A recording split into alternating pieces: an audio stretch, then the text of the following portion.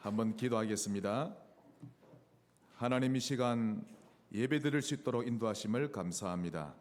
종을 파수대로 세우셨사오니 종의 입술을 통하여 말씀하여 주옵시고 우리는 말씀을 듣게 사오니 귀를 열어 주옵소서. 말씀 막는 흑암 결박시켜 주옵소서. 예수님 이름으로 기도합니다. 아멘. 오늘은 나의 하나님이란 제목으로 말씀 받겠습니다. 결론적으로 말씀드리자면 그냥 하나님이 아니라 나의 하나님 발견하셔야 합니다. 그래야 흔들리지 않는 것입니다. 한번 따라합시다. 나의 하나님. 예, 여러분은 대단한 배경을 이제 가지신 겁니다. 많은 전문가들도 지금 말을 하고 있고요. 누구든지 부인할 수 없는 앞으로 닥쳐올 시대가 있습니다. 크게는 5가지인데요. 첫째, 정신병 시대가 이미 왔고 또 더 심해질 것입니다. 100% 옵니다. 여러분도 아시죠? 2주 전에 묻지마 살인사건 2번이나 일어났죠?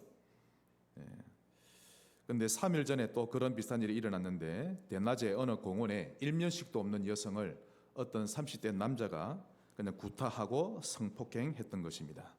그래서 그 여성은 병원으로 옮겨졌지만은 생명이 아주 위중한 상태라고 하는데요. 조사해보니 다 이게 정신질환이었다라고 밝히고 있습니다. 또 2번째로 중독시대 옵니다.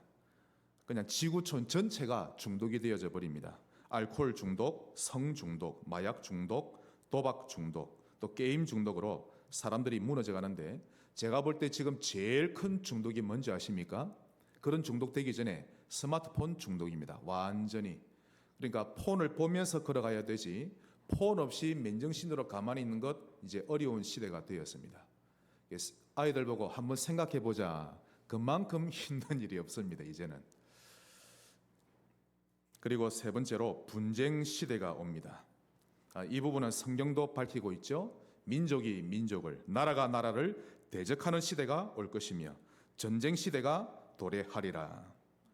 또 바울은 예언하기를 갈수록 사람들이 서로를 비방하며 부모를 거역하며 감사하지 아니하며 거룩하지 아니하며 하나하나가 전부 다 그대로지요. 무정하며 원통함을 풀지 아니하며 모함하며 절제하지 못하며 사나우며 선한 것을 좋아하지 아니하며 배신하며 조급하며 자만하며 쾌락 사랑하기를 하나님 사랑하는 것보다 더하며 조목조목 그대로입니다.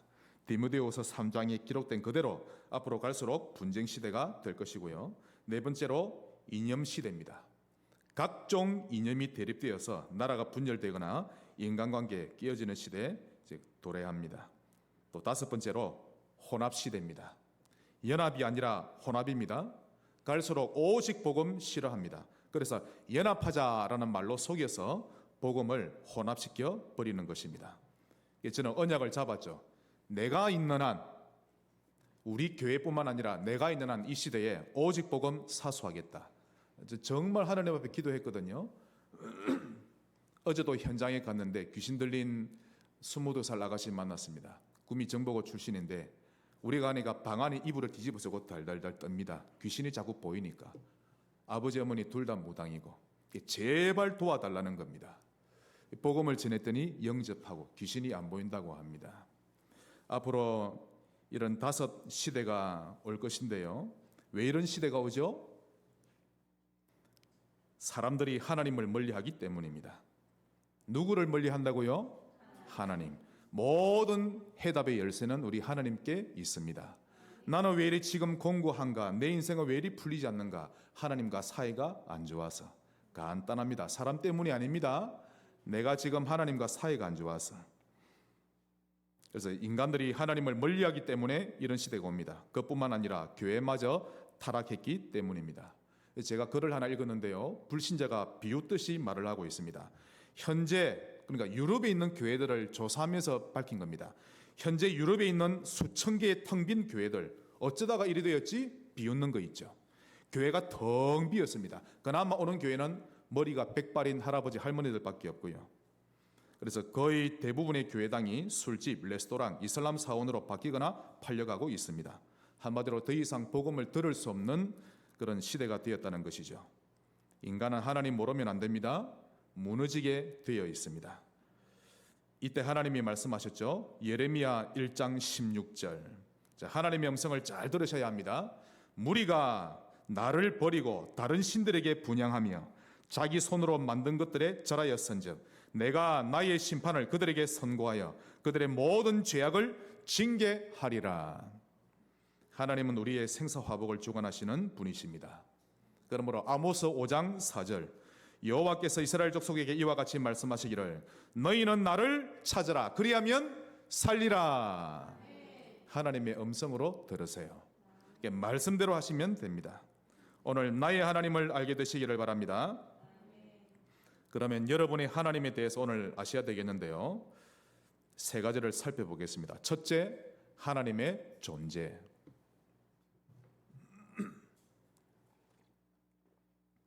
그리스도가 왜 이 땅에 오셨습니까? 하나님을 만나게 하려고. 그리스도가 왜 우리를 위해 죽으셨습니까? 우리의 죄를 용서하고 하나님과 우리 사이에 막힌 담을 헐려고. 그래서 하나님을 만나게 하려고. 인간은 하나님을 이해할 수 없습니다. 전혀 이해할 수 없습니다. 개미가 우리 인간을 알 수 없는 것과 같은 것이죠. 우리 인간이 어느 날 갑자기 천둥 번개를 맞아가지고 어느 날 갑자기 완벽한 지식을 가지게 되어서 하나님에 대해 다 알게 된다든지 하나님에 대해 분석이 다 끝난다든지 그런 법이 없습니다. 불가능하죠. 그나마 하나님이 자신을 우리에게 알려주셔야, 즉 계시해 주셔야 조금이나마 하나님을 짐작할 수 있는 것입니다. 언약궤를 보면서, 언약궤 안에 뭐가 있죠? 아론의 싹난 지팡이, 마른 지팡이 대 싹이 났죠? 이야, 하나님이 살아계시구나. 그걸 보면서도 하나님을 짐작하라고. 이야, 항아리에 담긴 만나 40년 동안 이스라엘 백성을 먹이셨구나. 두 돌판 말씀을 보면서 하나님이 살아계시구나. 그것을 보면서도 하나님을 알라고. 자연 만물을 보면서도 하나님이 정말 살아계시구나. 이렇게 하나님이 우리에게 계시해 주셔야 우리는 알 수 있는 것입니다. 자, 하나님의 존재, 그분은 과연 누구십니까? 첫째로 하나님은 영이십니다. 요한복음 4장 24절 하나님은 영이시니 예배하는 자가 영과 진리로 예배할지니라. 하나님은 영이십니다. 우리 인간의 눈에 그래서 보이지 않는 것입니다. 그런데 그냥 영이 아니라 하나님은 순결한 영이십니다. 그래서 죄를 싫어하시죠. 사단은 타락의 영이며 거짓의 영이고 더러운 영이요 파괴의 영입니다. 모든 인간관계를 깨버립니다. 사람 때문에 힘든 게 아니라 사단이 집요하게 우리를 건드리죠. 우리의 기질을 건드리고 상처를 건드리고 그렇게 하는 것입니다. 그래서 사단이 죄의 창시자이지 하나님이 죄를 만드신 분 아닙니다. 하나님은 거룩하신 영이십니다. 하나님이 영이시다 이 사실은요 또한 그분이 인격적인 존재이심을 말합니다. 왜냐하면 영이라는 그 존재는 지식과 지혜를 가진 존재요 도덕적인 존재이기 때문입니다. 또 하나님은 삼위일체로 존재하시죠. 영이신 하나님이 삼위일체로 존재하십니다. 즉 한 분이신데 삼위 세 인격으로 존재하고 계십니다. 절대 하나님을 더 알아갈 수 없습니다. 믿으셔야 합니다. 성부, 성자, 성령이신데 삼위 하나님이 시간과 공간을 주관하시고 완벽한 지혜로 다스려 나가십니다. 그리고 하나님의 존재 두 번째로 하나님의 이름입니다. 자, 하나님의 이름에 대해서, 하나님의 존재에 대해서 알려면 그분의 이름을 알면 알게 되어 있습니다. 피조물인 우리가 하나님에 대해 인식할 수 있도록 친히 당신의 이름을 우리에게 알려주셨죠. 그분의 이름을 알기만 해도 우리는 조금이나마 하나님에 대해 감지할 수 있는 것입니다. 자, 하나님의 이름 첫째로 여호와. 하나님의 이름 부르면 기적이 일어납니다. 여호와라는 뜻은 스스로 계신 분이라는 뜻이죠. 모세가 그랬습니다. 당신은 누구시나이까? 나는 스스로 있는 자니라. 여호와. 또 그 뜻은 구원자라는 뜻도 담겨 있는데요. 이 여호와라는 이름 속에는 또 다른 뜻이 있습니다. 알파와 오메가, 처음이요 나중이라 뜻도 되시죠. 우리의 시작과 끝이 되시는 것입니다. 그래서 구약에서는 종종 하나님을 향하여 만군의 여호와시여라고 말합니다. 하나님의 이름 두 번째로 퀴리오스, 즉 주님이라는 뜻입니다. 우리 모든 것의 주인이시기 때문에 여러분의 주인으로 오늘부터 모시기를 바랍니다. 여러분이 주인 아닙니다. 하나님이 주인이십니다. 세 번째로 하나님의 이름은 Father. 이게 원어에 보니까 Father라고 되어 있습니다. 즉 우리의 아버지가 되시죠.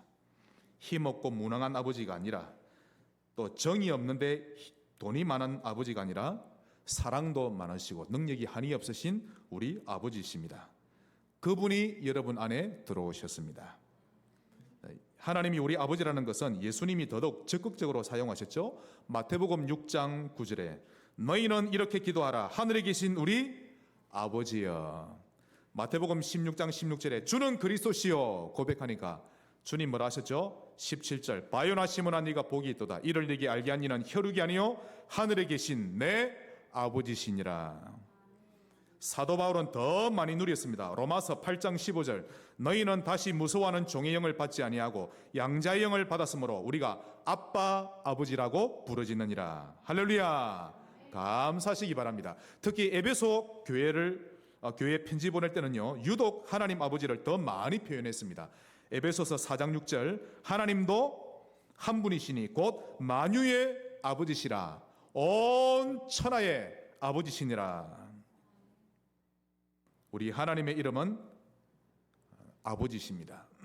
또 네 번째로 예수, 죄에서 구원할 자란 뜻이죠. 이 이름을 믿기만 하면 여러분은 구원함을 얻습니다. 그 어떤 죄인도 구원함을 얻습니다. 예수 이름을 믿는 순간 우리가 노력을 하지도 않았는데도 사단 문제 즉시 해결되고 죄 문제 해결되며 지옥 문제 해결됩니다. 능력의 이름이요 모든 문제 해결되는 이름입니다. 또 하나님의 이름 마지막 다섯 번째로 임마누엘입니다. 한번 따라합시다. 임마누엘. 하나님이 우리와 함께 하십니다. 이런 뜻이죠. 천사가 타락했을 때는 하나님이 이 이름을 주지 않으셨는데 인간이 범죄하고 타락하자 하나님이 즉시 그 이름을 주셨습니다. 처녀가 아들을 낳으리니 이름을 임마누엘이라 하리라. 하나님이 우리와 함께 계시겠다 합니다. 그리고는 그 이름의 의미대로 예수 믿는 자에게 성령으로 찾아오셔서 영원히 함께 하십니다. 이 다섯 가지 하나님의 이름에는 권세와 능력이 있습니다. 그 이름을 부를 때마다 보좌의 축복이 임합니다. 특히 여러분 정시기도할 때 기도할 제목이 기억 안 나면 하나님의 이름을 부르세요. 여호와 라파, 여호와 샬롬, 여호와 니시, 여호와 이레, 나의 예수, 나의 임마누엘. 그 이름만 불러도 하나님은 기뻐하시고 찾아오십니다. 부를 때마다 보좌의 축복이 임합니다. 이것만으로도 하나님의 존재를 부인할 수 없는 것이죠. 또 하나님의 존재 세 번째로 하나님의 속성입니다. 자, 하나님의 성격입니다. 과연 하나님은 어떠한 분이십니까? 하나님은 자신의 이름을 통해서만이 아니라 그분의 속성을 통해서도 자신을 계시하고 계십니다. 첫째, 독립성, 즉 자존성이죠. 스스로 존재하시는 분입니다. 그래서 인간이 하나님을 알 수 없죠. 그 어떤 철학자가 나와서 하나님에 대해서 말해도 다 틀린 겁니다. 성경을 통해서만, 또 일반 계시와 특별 계시를 통해서만 가르쳐 주신 만큼만 우리가 하나님을 알 수밖에 없는 것입니다. 독립성, 하나님은 인간처럼 외부의 도움을 받아야만 살 수 있는 존재가 아니라 자존하시는 분이십니다. 그분의 생각, 그분의 계획, 그분의 능력은 자존하십니다. 어딘가로부터 힘을 부여받아서 발휘하는 것이 아니라 그분 스스로 자존하십니다. 이사야 40장 12절 누가 손바닥으로 바닷물을 헤아렸으며 뼘으로 하늘을 쟀으며 땅이 티끌을 되에 담아 보았으며 접시 저울로 산들을 막대 저울로 작은 언덕들을 달아 보았으리야. 지금 능력의 하나님을 소개하고 있죠. 13절 누가 여호와의 영을 지도하였으며 그의 모사가 되어 그를 가르쳤으리야. 하나님의 지혜가 무한합니다.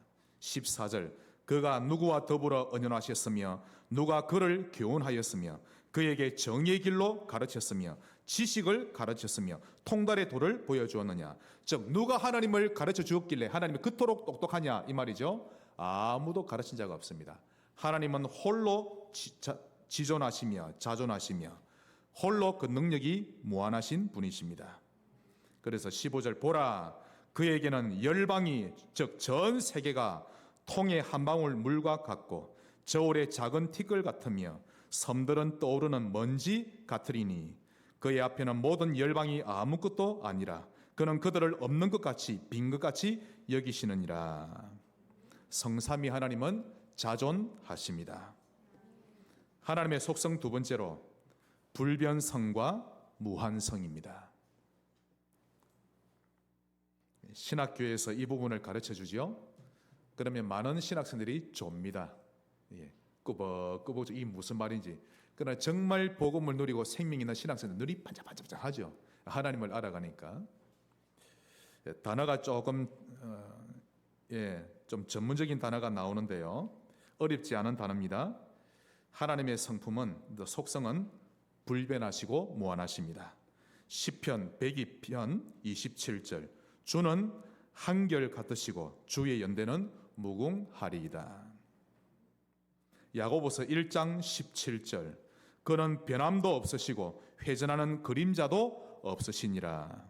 우리 하나님의 지혜와 지식은 무한하며 하나님의 사랑과 긍휼도 영원하고 변치 않습니다. 이 하나님을 믿게 된 것을 감사하시기 바랍니다. 큰 두 번째로 하나님의 사역입니다. 우리가 하나님의 존재에 대해서 알았다면 이제 하나님이 어떤 일을 하시는지 그 사역을 알아야 되겠죠. 첫째, 하나님의 작정입니다. 한번 따라합시다. 작정. 이 작정이 무슨 뜻인가 하면 앞으로 발생할 모든 사건들을 하나님이 미리 정하시고 하나님의 목적을 미리 계획해 놓으시는 것을 작정이라고 합니다. 우연히 일어나는 것이 없다는 뜻이죠. 그런데 이 하나님의 작정은 불변하며 영원하고 반드시 이루어집니다. 시편 34편 3편 11절 여호와의 계획은 영원히 서고 그의 생각은 대대에 이르리로다. 두 번째로 하나님의 예정. 이 기본적인 부분들을 여러분이 아셔야 합니다. 작정은 모든 일어날 사건에 대한 하나님의 계획이라면 예정은 모든 이성적인 피조물에 대한 미래 계획입니다. 이성적인 피조물이라고 한다면 천사와 인간에 대한 하나님의 계획을 말하겠죠. 선한 천사들과 타락한 천사들, 그리고 선택받은 인간들과 선택받지 못한 인간들에 대한 하나님의 계획인 것입니다. 에베소서 1장 4절로 5절 곧 창세전에 그리스도 안에서 우리를 택하사 우리로 사랑 안에서 그 앞에 거룩하고 흠이 없게 하시려고 그 기쁘신 뜻대로 우리를 예정하사 그리스도 예수로 말미암아 자기의 아들들이 되게 하셨으니. 하나님께 선택받아 구원받은 것 감사하시기 바랍니다. 이 땅의 모든 일을 하나님이 작정하시고 예정하셨습니다. 그리고 하나님의 사역 세 번째로 하나님의 창조. 그리고 난 이후에 창조하신 것이죠. 온 우주와 천하 만물을 하나님이 창조하셨습니다. 하나님은 창조주이십니다. 그래서 성경에서도 맨 첫 구절이 태초에 하나님이 천지를 창조하시니라. 이것부터 출발하고 있는 것입니다. 이 부분이 믿어져야 그 다음 성경이 읽어지는 겁니다. 어느 날 빅뱅이 일어나서 우연히 지구가 만들어진 것이 아니라 하나님이 만드셨습니다. 시간과 공간도 하나님이 만드셨습니다. 그러므로 하나님은 어떤 시간이나 장소에도 제한받지 않으시고 어떤 물질에도 제한받지 않으시며 영원하신 분이십니다. 하나님이 시간을 창조하시자 그때부터 시간이 흐르기 시작합니다. 원래 시간이라는 게 없었죠. 홀로 하나님 삼위 하나님이 존재하셨는데 허감 혼동 공허 하나님만 존재하셨는데 시간을 창조하시자 시간이 흐르기 시작했는데 그때부터 과거 현재 미래라는 것이 생겨나기 시작했던 것입니다. 그래서 우리는 과거 현재 미래의 영향을 받으면서 살지만 우리 하나님은 그것에 결코 영향받지 않으시고 도리어 그 모든 시간을 하나님이 다스리고 계십니다. 믿으시기를 바랍니다. 하나님은 우리의 모든 것을 작정하시고는 예정하셨고 예정하신 대로 천지를 창조하셨습니다. 참 지금도 사단은요 많은 학자들을 통해서 이 부분을 부인합니다. 그래서 진화론을 활용하고 있습니다. 더 웃긴 사실은 지금까지 진화론이 맞다는 것을 증명할 만한 증거거리 하나도 나오지 않았습니다. 노아 홍수를 부인할 만한 거리도 안 나오는 거 있죠. 진화론이 허구임을 연구하면 연구할수록 드러남에도 불구하고 창조론을 인정하지 못해서 그 똑똑한 세계 학자들이 진화론을 내려놓지 못하고 손에 꼭 쥐고 있는 것입니다. 우리나라와 전 세계 아이들의 교과서에 창조론이 실리기까지 기도하시기 바랍니다. 창조주 하나님을 믿으셔야 합니다. 자, 하나님의 사역 네 번째, 하나님의 섭리. 섭리라고 하는 것은, 자, 다시 이제 이해가 좀 되시죠? 삼위 하나님이 홀로 자존해 계셨는데 작정하셨습니다. 모든 사건을. 그리고는 우리 이성적인 피조물에 대한 예정을 하셨습니다. 그리고는 천하 만물을 창조하셨죠. 그 모든 천하 만물을, 피조물을 보존하시고 이 땅에 일어나는 모든 일을 관여하셨는데 그 모든 일을 보고 섭리라고 합니다. 하나님의 사역이죠. 하나님은 지금도 우리를 인도하시며 통치해가고 계심을 인정하시기 바랍니다. 시편 139편 7절로 10절. 내가 주의 영을 떠나 어디로 가며 주의 앞에서 어디로 피하리이까? 내가 하늘에 올라갈지라도 거기 계시며 서울의 자리를 펼지라도 거기 계시니이다. 내가 새벽 날개를 치며 즉 새벽 일찍 일어나 바다 끝에 도망갈지라도 거기서도 주의 손이 나를 인도하시며 주의 오른손이 나를 붙드시리이다. 하나님 없이 내가 내 스스로 혼자 살아가고 있는 것이 아닙니다. 하나님은 살아계셔서 지금도 다스리고 계시며 전도 선교 중심으로 통치하고 계십니다. 그 하나님의 섭리 속에 우리가 살고 있는 것입니다. 하나님의 사역 믿으시기를 바랍니다. 마지막 큰 세 번째로, 그러면 이 하나님을 만나면 어떻게 됩니까? 이게 세 번째입니다. 이것만으로도 너무 감사하죠. 이런 하나님을 우리가 만나다니. 하나님을 모르면 인간들은 까붑니다. 아무것도 모르고 까불어도 되죠. 예배드리고 싶으면 오고 드리기 싫으면 안 오고, 일이 잘 풀리면 하나님 좀 믿어줬다가 일이 잘 안 풀리면 하나님 안 믿고, 이게 전부 다 하나님을 제대로 몰라서 그런 것입니다. 하나님, 나의 하나님, 이 말 아무나 하는 거 아닙니다, 여러분. 한번 따라합시다. 나의 하나님. 네, 감사하셔야 합니다. 특히 여러분이 혼자 있을 때, 기도할 때 나의 하나님을 모셔드립니다. 아무나 못합니다. 이건 큰 사고를 당했다든지 아니면 진짜 믿음으로 살아서 응답받았다든지 이런저런 일로 하나님을 진짜 제대로 체험한 사람만 할 수 있는 고백이죠. 자, 이렇게 하나님을 진짜 만난 사람은 어떻게 됩니까? 첫째, 하나님을 경외합니다.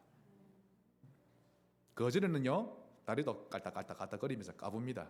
하나님 무서운 줄 모르죠. 하나님에 대해 벌벌 떨며 두려워한다기보다 이 경외한다는 말은 하나님을 어떤 피조물 대하듯이 대하지 않고 하나님을 나의 창조주로, 나의 생사화복 주관자로 대한다는 뜻입니다. 그래서 말을 한마디를 해도 함부로 하지 않죠. 하나님 앞에서 할 줄 알고 행동 하나를 해도 내 마음대로 하지 않고 하나님 앞에서 할 줄 알게 되는 것입니다. 또 하나님을 진짜 만나면 두 번째, 믿음의 사람이 됩니다. 믿음이 자라죠. 이 믿음이란 게 중요합니다. 하나님의 절대 주권이 그때부터 믿어집니다. 현실을 두고 원망좌절, 회피하는 것이 아니라 하나님의 주권 딱 인정합니다. 존심 상할 때 하나님을 딱 인정합니다.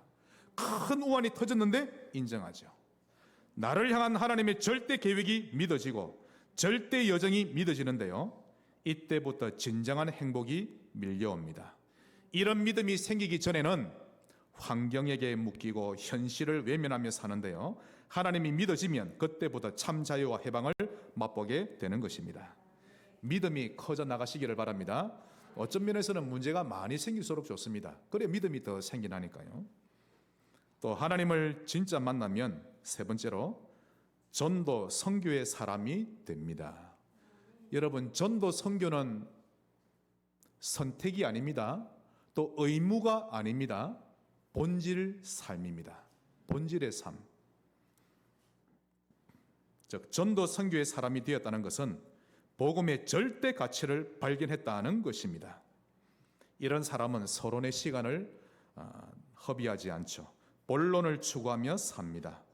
이런 사람은 늘 땅의 것만 생각하며 사는 사람들을 볼 때 참 불쌍하게 여겨지죠. 땅의 것만 보고 살지 말고 좀 우리가 하늘에 대한 것, 저생에 대한 것을 얘기하며 사는 사람 꼭 그렇게 되시기를 바랍니다. 전도가 제일 좋고 선교가 여러분의 인생의 방향이 되시기를 주의 이름으로 축복합니다. 한마디로 사람을 대적하며 사는 것이 아니라 사람을 복음으로 살리면서 사는 것이죠. 손해보더라도 전도 중심으로 사세요. 억울한 누명을 쓰더라도 그때 전도 선교를 선택하는 겁니다. 하나님이 큰 보너스를 주실 겁니다. 말씀의 결론을 맺겠습니다. 항상 하나님 앞에서 하시기 바랍니다. 항상 매사에 하나님 앞에서 하는 겁니다. 이것이 피조물로서 가져야 할 올바른 자세죠. 만일 그리하지 않으면 교만의 죄를 범하게 됩니다. 하나님은 교만을 매우 싫어하십니다. 증오하시죠.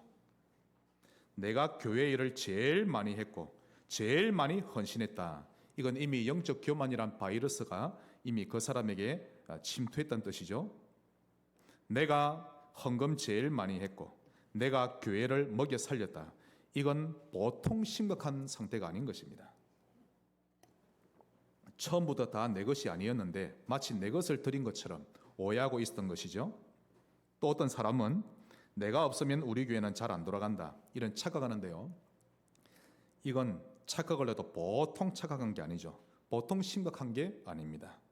하나님을 제대로 체험해 본 사람은 절대 이런 말 하지 않습니다. 하나님 앞에 서셔야 합니다. 교만의 죄를 범하지 말아야 합니다. 저는 지금도 잊어지지 않습니다. 제 고2 말 때 12월 때 아버지가 돌아가셨는데 그럼 벌써 세월이 오래됐죠. 아버지가 살아계실 때 자주 하신 말씀이 있습니다. 사람들이 너희들을 칭찬할 때 교만하지 않도록 주의하라. 정말 자주 하셨습니다. 저희 아버지도 칭찬을 좀 많이 받으셨거든요. 목사님들의 칭찬을 받고 사람들의 칭찬을 받고 늘 하나님 앞에 서려고 하신 분이었죠. 사람들이 너희를 칭찬할 때 교만하지 않도록 주의하라. 어릴 때는 잘 몰랐는데 살다 보니 참 그 말이 더 이해가 되는 거죠. 역대상 21장에 보시면 다윗이 믿음으로 나라를 다스렸습니다. 그래서 하나님이 그냥 아예 축복을 쏟아 부으셨죠. 온 세상 나라에 소문날 만큼 이스라엘 나라를 부국 강병으로 만드셨습니다. 그러던 어느 날 이 믿음이 좋던 다윗 왕의 마음속에 사단이 교만의 마음을 심었던 것입니다. 무슨 마음이었죠? 이 나라가 이만큼 잘된 것은 나의 탁월한 지도력과 능력 덕분이었다. 그리고는 군대 장관 요압을 시켜서 전 이스라엘의 인구수를 조사하겠는데 이것은 은근히 백성들로 하여금 자기의 성과를 과시하려고 드러내고 싶어서 그리 했던 것입니다. 그래서 21장 1절에 사단이 일어나 이스라엘을 대적하고 다윗을 충동하여 이스라엘을 계수하게 하니라. 누가 봐도 분명한 교만이었음을 부인할 수 없습니다. 결국 하나님은 전염병을 내리셨죠. 이 일로 인해 이스라엘 백성 7만 명이 죽었습니다. 14절 이에 여호와께서 이스라엘 백성에게 전염병을 내리심에 이스라엘 백성 중에서 7만 명이었더라. 16절을 보시면 그때 상황이 어땠는지 아주 잘 나오는데요. 다윗이 눈을 들어보매 여호와의 천사가 천지 즉 하늘과 땅 사이에 섰고 칼을 빼어 손에 들고 예루살렘 하늘을 향하여 편지라. 즉 천사가 칼을 빼어들고 천지 사이에 서 있다는 이 뜻입니다. 왕 한 사람 때문에 백성들이 떼죽음을 당했는데 그 원인이 다윗의 영적 교만이었습니다. 자, 역대하 32장 24절 보시면요. 그때에 히스기야가 병들어 죽게 되었으므로 여호와께 기도하며 여호와께서 그에게 대답하시고 또 이적으로 보이셨으나 히스기야 왕이 죽을 병에 걸렸을 때 하나님께 기도했습니다. 하나님 나를 고쳐 주옵소서. 그때 하나님이 그의 생명을 15년 연장시켜 주셨죠. 그런데 25절 히스기야가 마음이 교만하여 그 받은 은혜를 보답하지 아니하므로 진노가 그와 유다와 예루살렘에 내리게 되었더라. 히스기야가 마음이 교만하여 이처럼 하나님은 교만을 싫어하십니다. 특히 대표자의 그 영적 상태가 중요하다는 것을 우리가 알 수 있죠. 교회에서는 담임 목사 영적 상태 중요합니다. 여러분은 저를 위해 늘 기도하셔야 됩니다. 저 한 사람 때문에 여러분에게 재앙이 내릴 수도 있다, 이 뜻이죠. 또 가정에서는 부모, 특히 가장인 아버지들, 이들의 영적 상태 매우 중요합니다. 회사는 사장, 나라는 대통령. 다행히 히스기야는 즉시 깨닫고 뉘우쳤습니다. 26절, 히스기야가 마음의 교만함을 뉘우치고 예루살렘 주민들도 그와 같이 하였으므로 여호와의 진노가 히스기야의 생전에는 그들에게 내리지 아니하니라. 다윗도 즉시 뉘우쳤습니다. 역시 믿음 있는 사람은 즉시 뉘우칩니다. 역대상 21장 26, 27절, 다윗이 거기서 여호와를 위하여 제단을 쌓고 번제와 화목제를 드려 여호와를 아뢰었더니, 번제와 화목제를 드리다, 이 말은 그 자리에서 구원자 예수 이름을 불렀더니 주 예수여, 이거 계속 불렀다는 겁니다. 그러자 여호와께서 하늘에서부터 번제단 위에 불을 내려 응답하시고 여호와께서 천사를 명령하시매 그가 칼을 칼집에 꽂았더라. 모든 일을 항상 하나님 앞에서 하시기 바랍니다. 이것이 겸손입니다. 의무가 아니라 선택이 아니라 창조 원리입니다. 우리는 하나님 앞에서 살고 겸손해야만 행복할 수 있는 존재입니다. 그렇다면 겸손한 자세, 어떻게 하면 겸손한 자세입니까? 성경에서 분명히 알려주고 있습니다. 역대상 29장 11절, 이런 고백하시면 됩니다. 천지에 있는 것이 다 주의 것이로 소이다. 자, 다시 이 부분 우리 다 같이 읽어보겠습니다. 시작. 여호와여, 권능과 영광과 승리와 위엄이 다 주께 속하여 사오니 천지에 있는 것이 다 주의 것이로 소이다. 주권도 주께 속하여 사오니 주는 높으사 만물의 머리이심이니이다. 아멘. 인정하시기 바랍니다. 12절에 부와 귀도 주께로 말미암고, 즉 이 땅의 모든 돈의 주인은 하나님이심을 믿어라 라는 뜻입니다. 이 땅의 모든 사람을 크게 하심과 강하게 하심은 주의 손에 있나이다. 나의 크고 강함은 하나님의 손에 있습니다. 또한 사무엘상 2장 6절, 여호와는 죽이기도 하시고 살리기도 하시며 서울에 지옥에 내리기도 하시고 거기서 올리기도 하시는도다. 즉 우리의 생사화복은 하나님이 주관하심을 인정하셔야 합니다. 이게 겸손한 자세죠. 7절, 여호와는 가난하기도 하시고 부하기도 하시고 믿으십니까? 돈 벌려고 애쓰지 말고 하나님을 믿으세요. 낮추기도 하시며 높이기도 하시는도다. 즉 나의 성공 여부는 하나님 손에 달려 있는 것입니다. 성공하기 위해 너무 애를 쓰지 말고 믿음으로 사시면 됩니다. 8절, 기가 막힌 고백입니다. 가난한 자를 진토에서 일으키시며, 자 이제부터 가난한 자, 빈궁한 자, 또 낮은 자는 걱정 안 하셔도 됩니다. 가난한 자를 진토에서 일으키시며 빈궁한 자를 거름더미에서 올리사 귀족들과 함께 앉게 하시며 영광의 자리를 차지하게 하시는도다.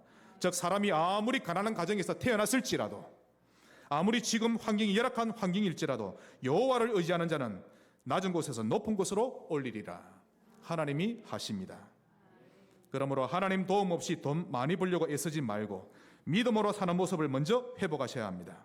이것이 하나님 앞에서 우리가 가져야 할 자세요, 겸손인 것입니다. 교만하지 않도록 주의하시기 바랍니다.